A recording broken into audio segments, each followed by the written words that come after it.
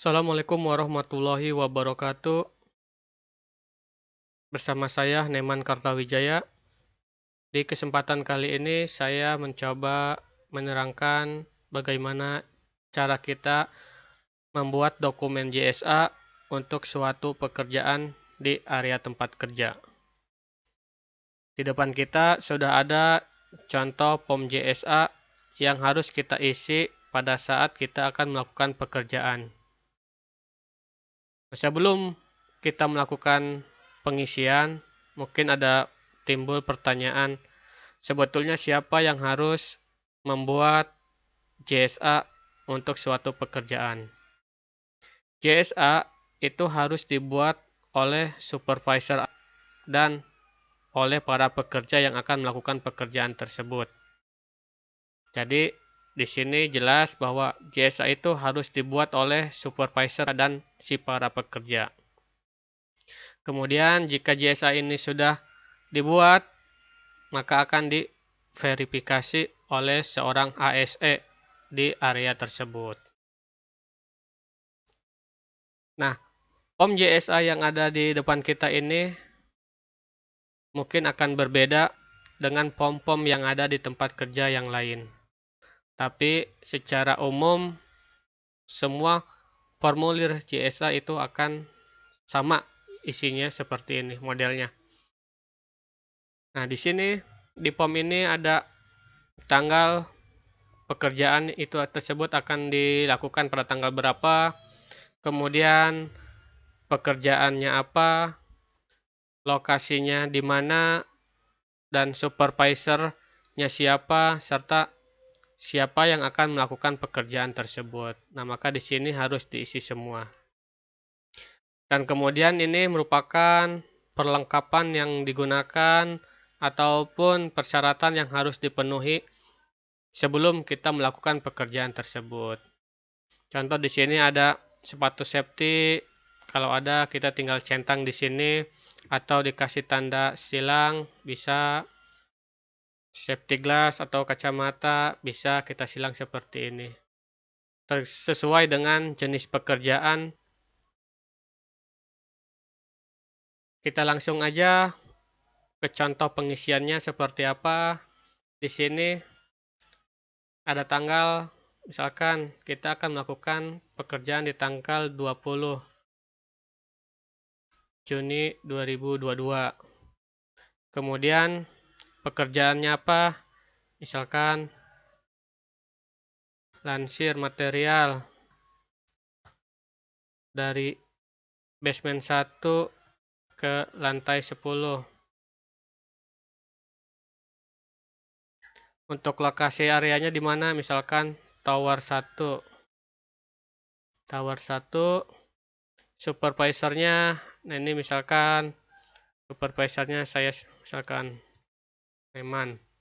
Nah, kemudian di sini tenaga kerja yang akan melakukan pekerjaan tersebut. Tinggal diisi sesuaikan berapa banyak orang yang melakukan pekerjaan tersebut. Di sini tinggal di checklist APD ataupun perlengkapan yang digunakan. Misalkan safety shoes, kita silang seperti ini, kacamata, sarung tangan, body harness, barikade, rompi,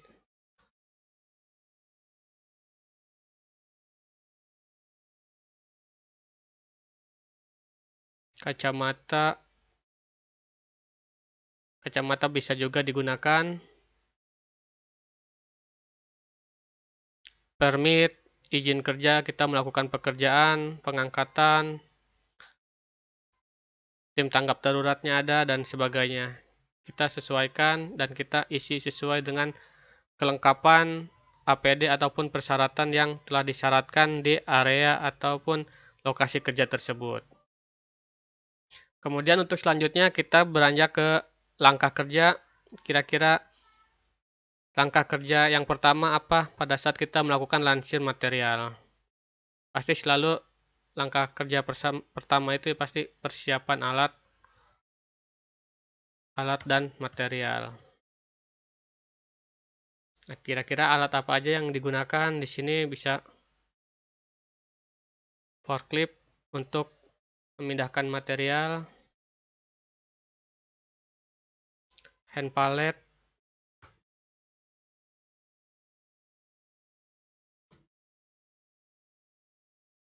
webbing untuk pengangkatan, shackle, dan sebagainya. Kemudian, kira-kira potensi apa yang bisa terjadi pada saat kita melakukan pekerjaan persiapan alat tersebut? Bisa terlindas roda forklift, kemudian terjepit alat kerja,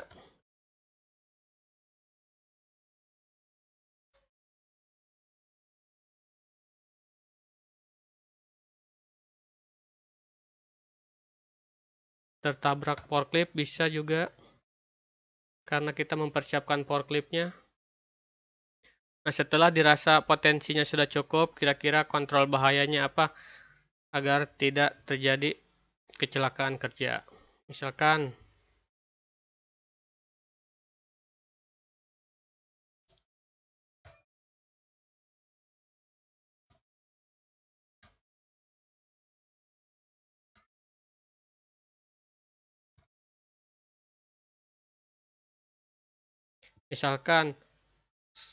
pastikan semua alat kerja dalam kondisi layak untuk digunakan. Tentunya sebelumnya kita sudah melakukan inspeksi alat kerja tersebut.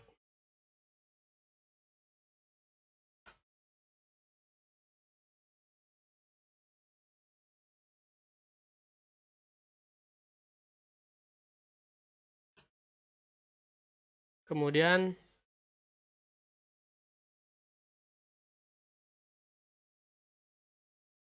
pastikan operator forklift mempunyai SIO.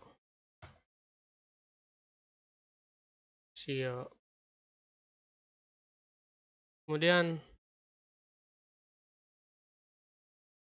hindari blind spot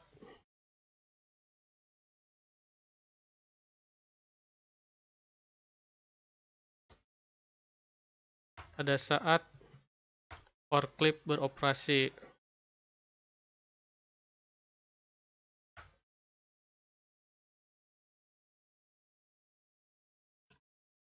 Kemudian lakukan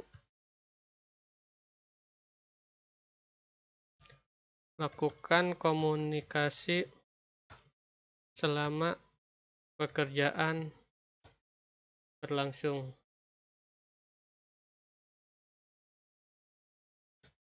Tentunya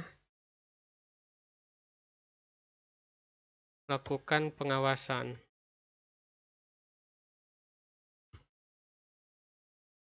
Penanggung jawabnya supervisor. Setelah persiapan alat selesai, maka kita ke langkah kerja selanjutnya, yaitu lansir material ke area pengangkatan.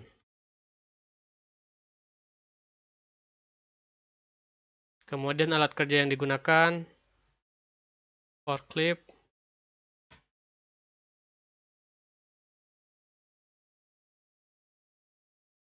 untuk potensi bahayanya hampir sama, terlindas roda forklift,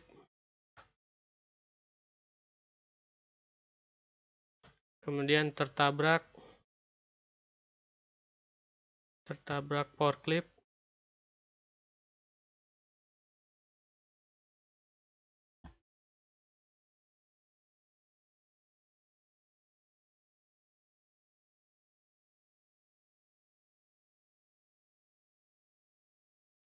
kemudian bisa juga terjepit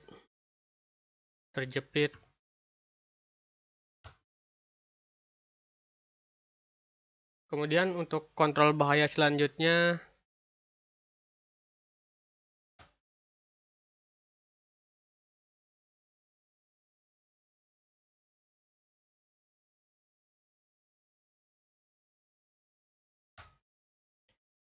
jaga posisi aman dengan forklift.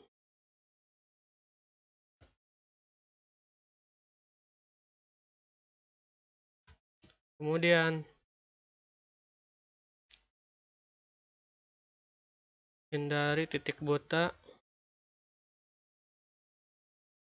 atau blind spot.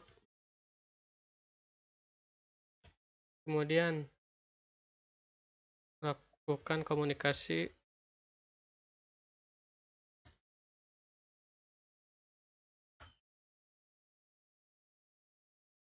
yang baik selama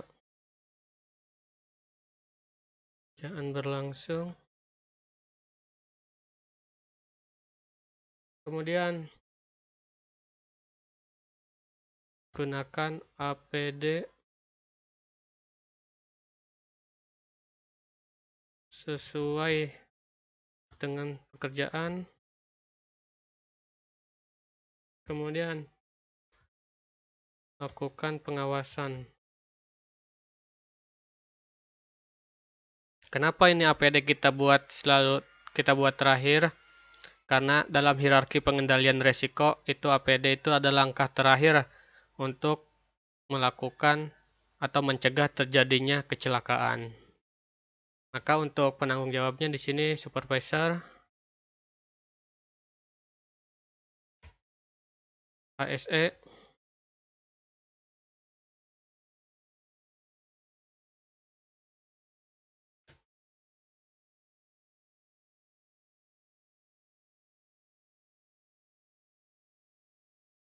Nah, untuk langkah selanjutnya, setelah lansir material dari ke area pengangkatan, maka kita lifting material atau pengangkatan material. Lifting material ke lantai 10. Alat yang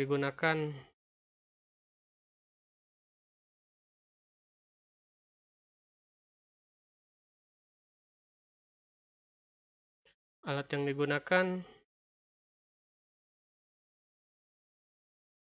tower crane, webbing sling, shackle.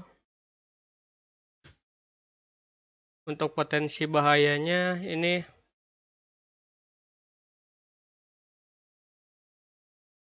terjepit material, kemudian tertimpa material,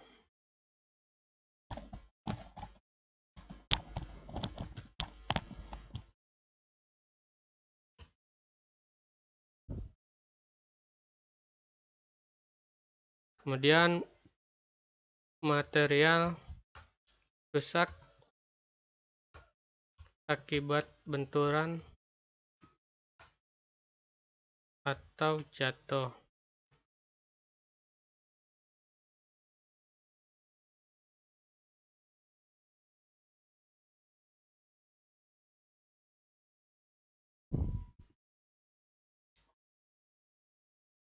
Kemudian untuk pengendalian resikonya,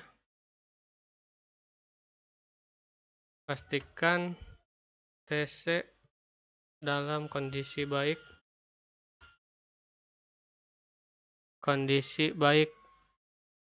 dan layak pakai.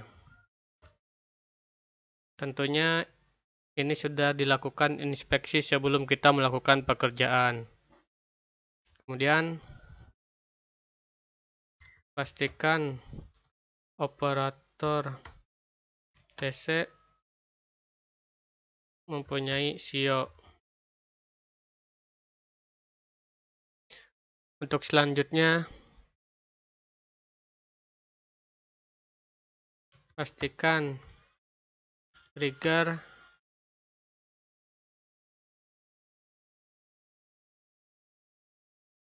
mempunyai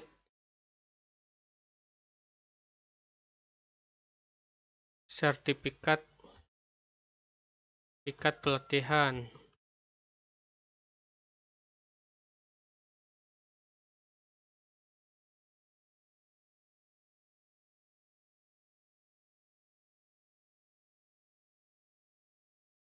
Pastikan kondisi cuaca baik, tidak ada angin kencang atau hujan. Kemudian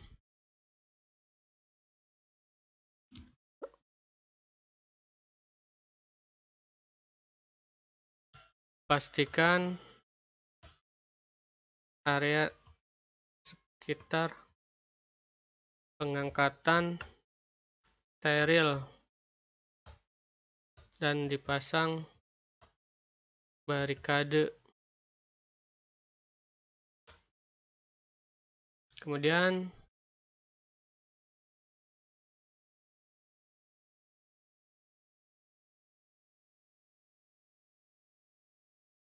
pastikan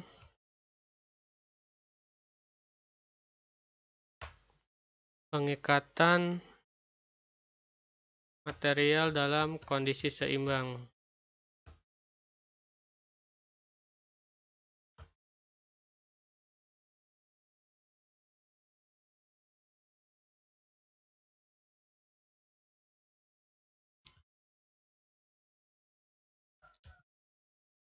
Lakukan pengawasan selama aktivitas berlangsung.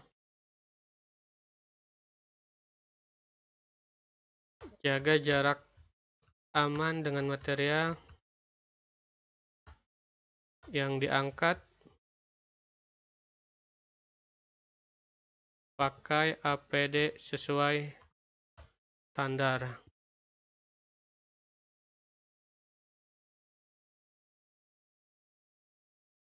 Kemudian untuk penanggung jawabnya, supervisor,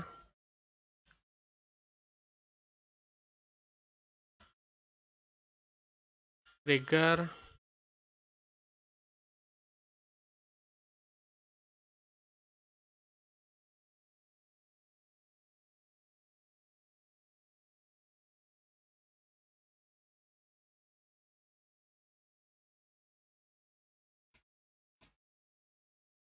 kemudian untuk tahap pekerjaan selanjutnya itu penataan material di lantai 10.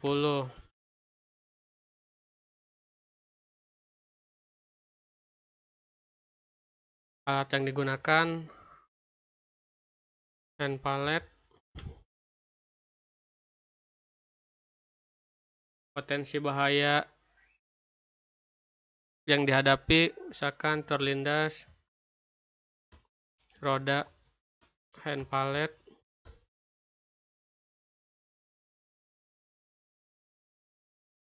terjepit material,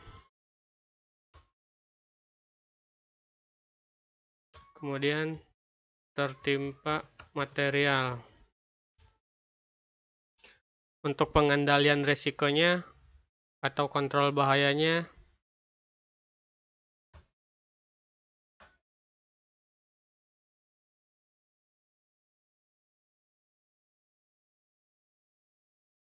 atur jarak aman dengan alat dan material.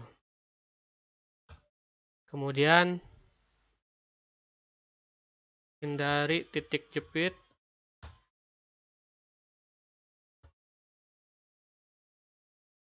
Kemudian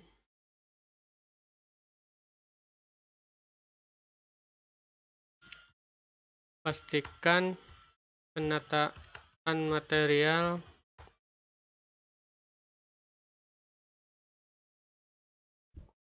atau tumpukan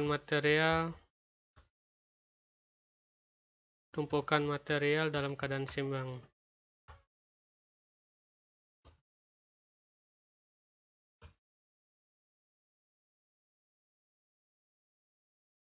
lakukan komunikasi selama pekerjaan berlangsung.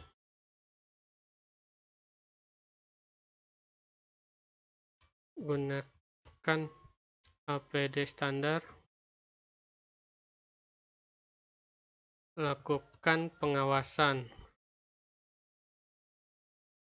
Jawabnya supervisor.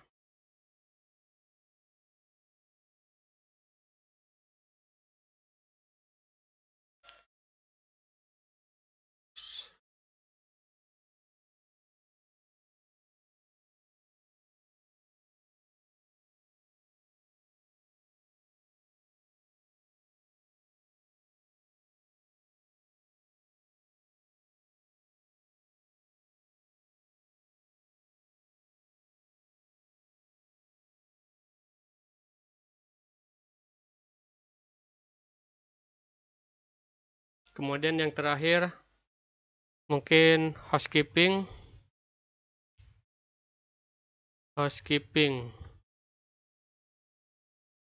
Ini selalu untuk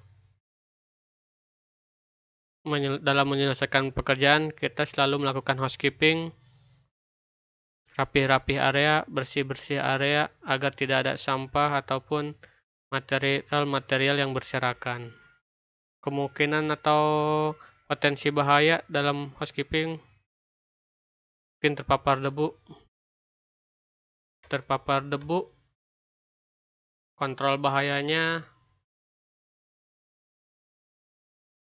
pastikan material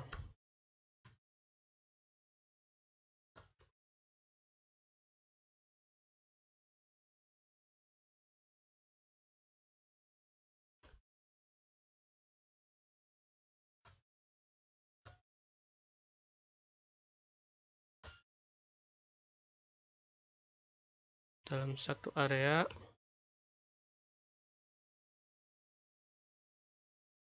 Kemudian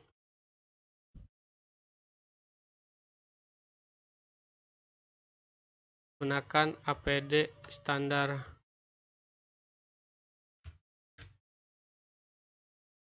Nah, setelah kita sudah membuat JSA dan sudah diisi sesuai step-step pekerjaan, begitupun juga dengan pengendalian resikonya.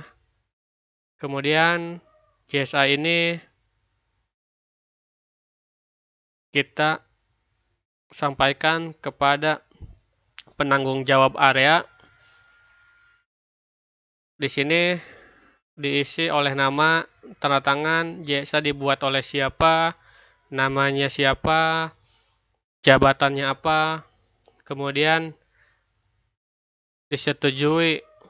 Ini biasanya disetujui oleh mungkin penanggung jawab area tersebut siapa, jabatannya apa, kemudian diverifikasi. Nah, diverifikasi ini oleh seorang HSE yang bertanggung jawab di area tersebut. Biasanya kalau kita melakukan di area kerja, misalkan konstruksi, itu biasanya HSE-nya ini dari Maincon atau kontraktor yang bertanggung jawab di proyek tersebut. Kemudian setelah ini sudah diverifikasi, kemudian sudah dirasa sudah oke, mereka akan tanda tangan di sini, dan JSA ini sudah dinyatakan sudah lolos verifikasi dan layak. Kemudian akan selanjutnya yaitu dilakukanlah pekerjaan, dan tentunya berpedoman kepada JSA ini. Nah, setelah JSA ini sudah layak, kemudian sebelum melakukan pekerjaan, biasanya akan dilakukan briefing dari unsur pekerja, supervisor, dan HSE, dan tentunya step atau tahapan-tahapan pekerjaan serta pengendaliannya ini kembali disampaikan kepada si pekerja yang akan melakukan pekerjaan tersebut. Demikian proses contoh pembuatan JSA di area kerja. Mudah-mudahan apa yang saya buat hari ini mudah-mudahan bisa bermanfaat, menambah pengetahuan kita, dan tentunya saya ulangi kembali, JSA ini dibuat oleh supervisor dan pekerja di area tersebut. Jadi, terima kasih atas perhatiannya. Saya ucapkan, dan wassalamualaikum warahmatullahi wabarakatuh.